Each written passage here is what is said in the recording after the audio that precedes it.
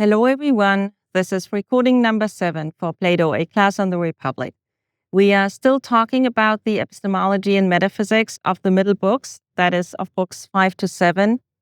And we already encountered a difficult and interesting premise, which came up in the conversation that Socrates had with the so-called lovers of sights and sounds. And the last recording is about that. So here's the premise. Knowledge is about what is, belief, opinion, which are both translations of the Greek doxa, is about what participates in being and not being. Now, so far that sounds quite abstract, and the middle books fill in a lot of detail about how are we to think about this. So, knowledge is about what is. What does that mean? It means that knowledge is about the intelligible. And there are, as it were, two classes, two metaphysical domains that make up the intelligible. The highest things are the forms. And in the Republic, in particular, the form of the good and the form of the beautiful are important. It is not clarified what the range of forms is or anything like this. So we will just sort of go with the description that this domain is about the forms and that the form of the beautiful and the form of the good are examples. Now, the second domain where we access things as thinkers, is the domain where the mathematical sciences are placed by Plato in this account. So what is it then that we relate to cognitively? Well, scholars tend to speak of mathematicals as short for the kinds of objects that geometry, arithmetic, and so on are concerned with. Now, then, what is belief about? Again, there are two domains. In total, belief is about the sense perceptible. The two domains are first, living beings and artifacts. So, for example, people, trees, tables, cups of tea. And then the lowest domain is where Plato places shadows, reflections, and images thereof. So, for example, the shadow of a dog would be placed there, but also a story about two people having a conversation, because a story is, in one way or another, an image. So that is, as it were, the metaphysical picture, and that is the famous component of Plato's philosophy. It is indeed so famous that it can feel familiar. But we should not be deceived by this familiarity into thinking that, yeah, sure, we know what Plato is talking about. In fact, this proposal is quite contested among scholars. It is contested primarily because it has implications which are truly puzzling. So here are two of these implications. One is that there is no knowledge about things in the sense perceptible domain, and the other is that there are no beliefs about intelligible matters. And that is considered genuinely puzzling, in part because it is quite different from what philosophers today think about belief and knowledge.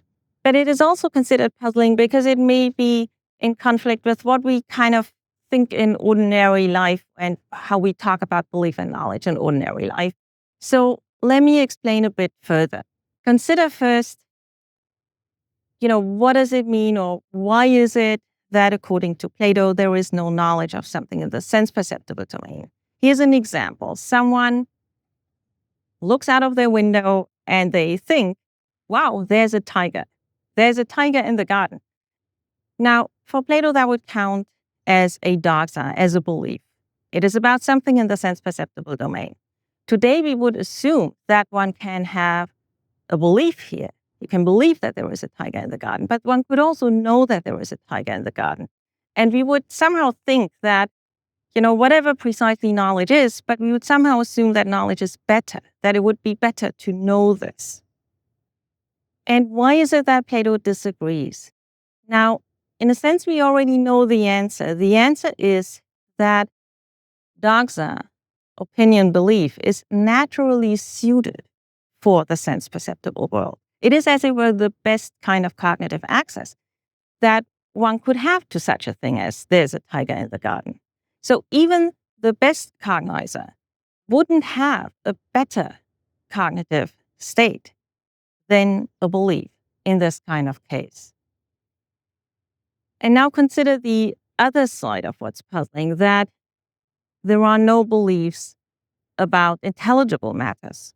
And let's again use an example. Let's use the highest object of learning, as Plato puts it, as our example, the form of the good. This is our kind of star intelligible. Now, wouldn't it seem that people have beliefs about the good? Why would Plato say that we cannot have beliefs about something intelligible when clearly he also shares our impression that people have beliefs about the good? This comes up, for example, when Socrates and his interlocutors, get near to the point in the conversation where then Socrates lays out the similes of the sun, the lion, and the cave.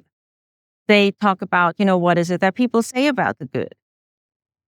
And insofar as what people say about the good is not true, it must count as belief. It cannot count as knowledge. So surely there are somehow beliefs that people have about the good. So how does this work? Here's an example. Socrates says that many people believe that pleasure is the good. When you think about, someone has this cognitive state, they think pleasure is the good.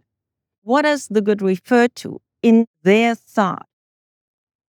Plato would say it does not succeed at referring to the good, the form of the good. It fails to refer to what really is good. Why? Because people think about pleasure. And for Plato, pleasure would even be something in the sense perceptible domain.